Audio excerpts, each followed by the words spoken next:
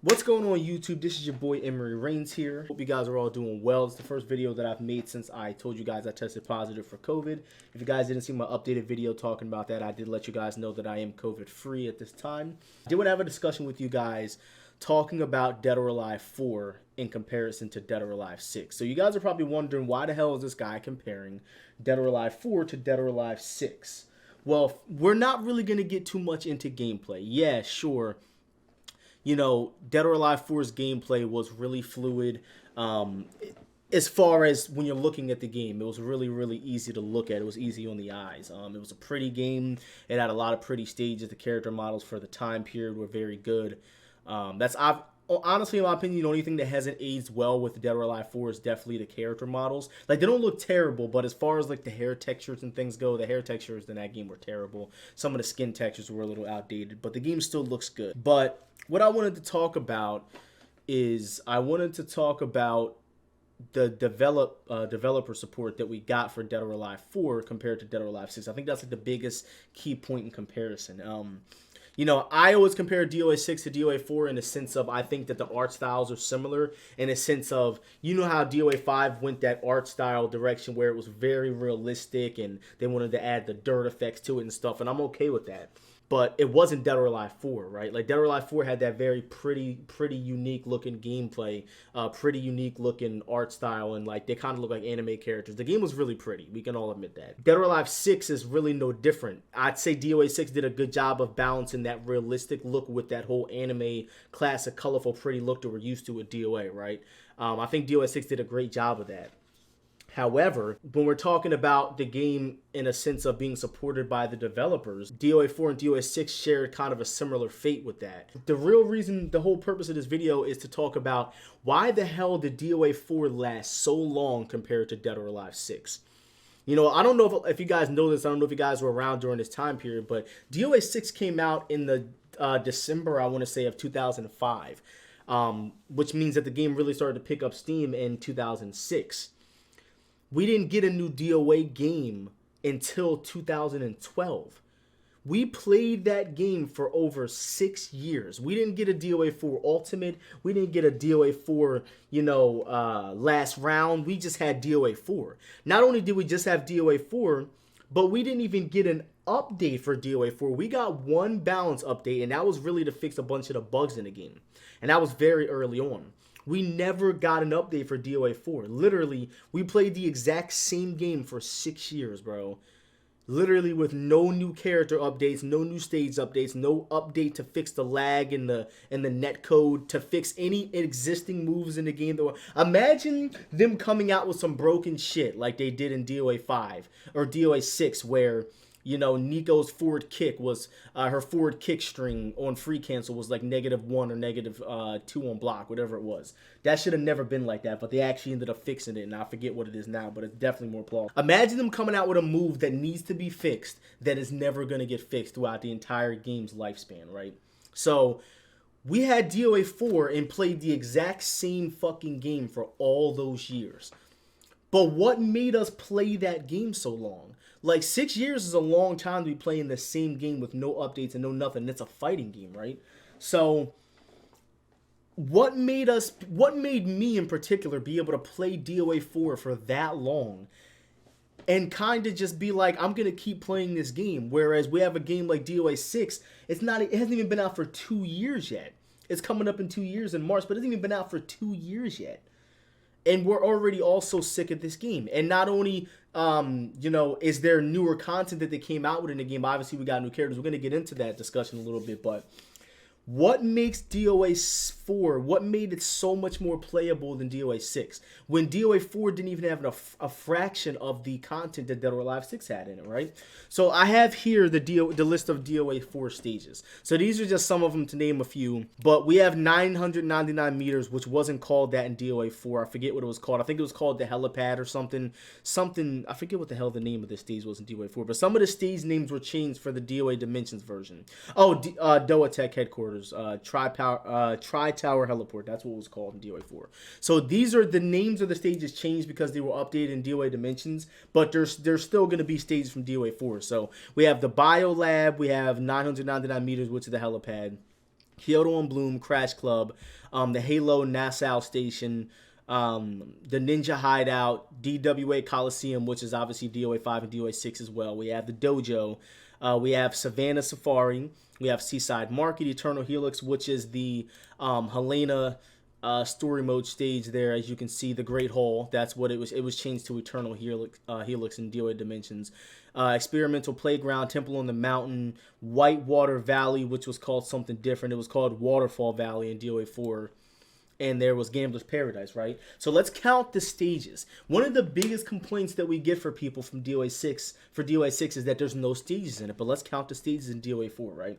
Not counting Dojo. I'm not going to count Dojo. Well, no, we'll count Dojo just for counting's sake. So we have 1, 2, 3, 4, 5, 6, 7, 8, 9, 10, 11, 12, 13, 14, 15 stages in Dead or Alive 4. We played on the same 15 stages in this game. The same 15 stages in this game. And I loved every fucking one of them. So let's go ahead and look at Dead or Alive 6's stages, right? So Dead or Alive 6 obviously has a training stage, which in my opinion I like a lot better because at least it has some kind of detail going on. How many stages do we have in Dead or Alive 6? 1, 2, 3, 4, 5, 6, 7, 8, 9, 10, 11, 12, 13, 14, 15. 15 stages. It doesn't even seem like that many. But there's 15 stages. Tatami makes 16 in DOA 4? Okay. So DOA 4 had 16. DOA 6 has 15 stages, including the training stage. So DOA 4 had one more stage than DOA 6 did. Now, granted, this does include downloadable content. Seaside Eden was the one and only DLC stage we got in this game. But we can honestly admit that the quality of the stages in Dead or Alive 6 is nowhere near the quality of the stages in Dead or Alive 4. Like, come on, let's be honest here. Like, we got Kyoto and Bloom by itself as the most beautiful stage in the history of Dead or Alive, in my opinion. It's fucking gorgeous. And for what do we have in exchange? We have Miyabi in Dead or Alive 6, which as a matter of fact, no, we can't even count this. Hold on a second. Hold on, we gotta recount this. Hold on, no, we gotta recount this. Hold on, because Miyabi and Hidden Garden are the same fucking stage. I'm not letting them get off like that. So let's go ahead and recount this. 1, 2, 3. What's going on? Dodo Flump.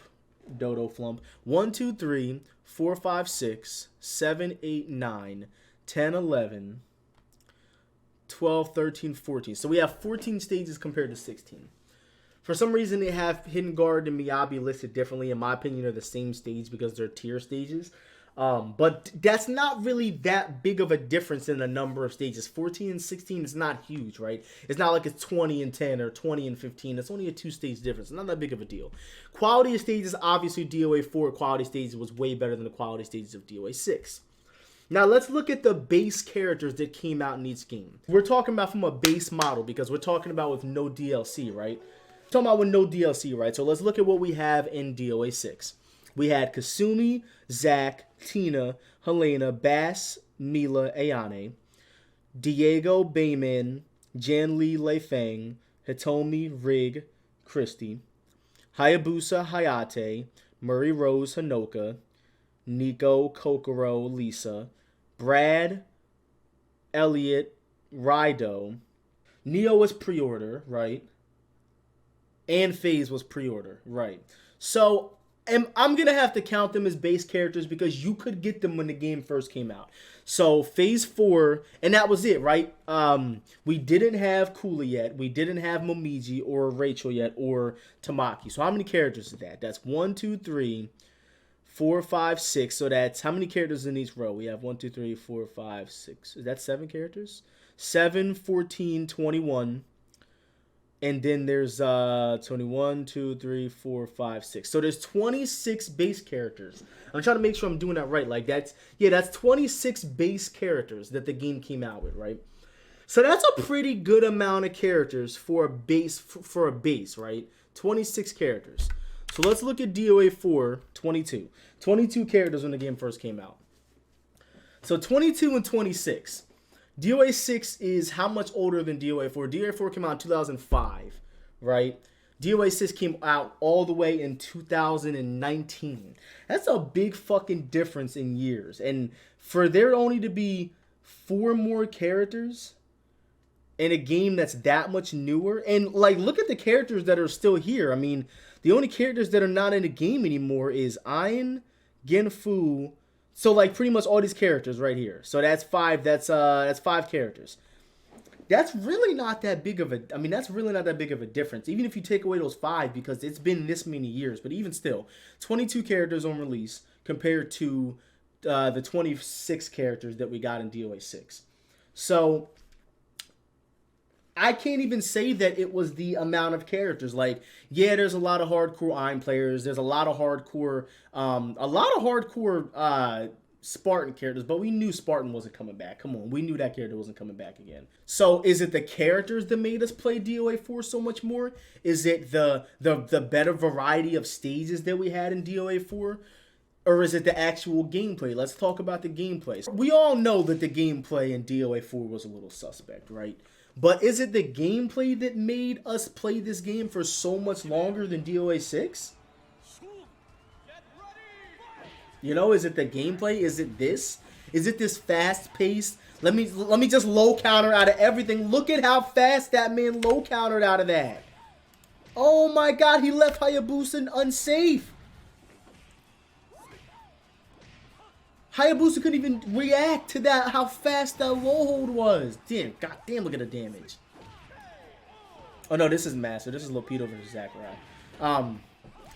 But yeah, so is it the gameplay, this fast-paced gameplay that made us play it so much more? Or, you know, is it the stages? Like, what do you guys think it is? I really want to know. If you guys played DOA 4, I want to know what said, you know what, let's play this game for 6 years non-stop, and let's drop DOA 6. Because obviously it's not the dev support. Did DOA 4 come out before Street Fighter 4? DOA 4 was a launch title for the Xbox 360, so yes.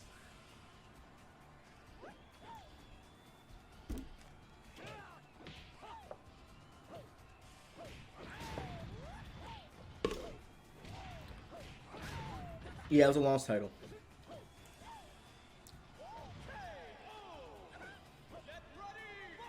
I really missed that Jan Lee costume.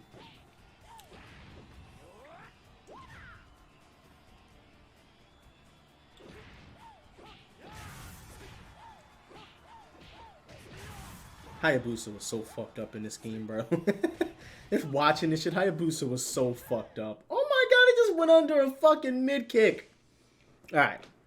Like, is it the gameplay? Like, is it that bad that was like, you know what, nah, we're not gonna play this game anymore? Like, for me, like, one of the biggest memorable things for me about DOA 4 was how much time I spent in the online lobbies. Like, honestly, I love this. It seems so stupid, but I spent so much time shit was so funny. I would just walk up doing this. Shit. Oh, come here. Oh. Like, life was so simple. Like, you would just go home, go to school. I would go to middle school because I was in middle school during this time. I would go to middle school, and I would come home, and I would just sit here all day just running from good players and trying to get my points up so I can become a double S. This was my life, man, playing this fucking game. No bills, no problems playing this and playing Gears of War 1. Man, this is my whole life right here, man. And then in the summertime, falling asleep in lobbies with your friends and just listening to the music in the background, just falling asleep, getting up. Yo, you still there? And just playing again. Man, dude. But either way, hope you guys enjoyed this video. If you did, please be sure to leave a like, a comment, and subscribe if you're new. And also be sure to make sure you guys definitely leave your thoughts down below and let me know what makes Dead or Alive 6 so much more worse off than Dead or Alive 4, especially when they were in the same boat in a lot of similar instances. I'll catch you guys in the next video. Somebody posted a code in the chat, Free Step Dodge, or Matt, rather.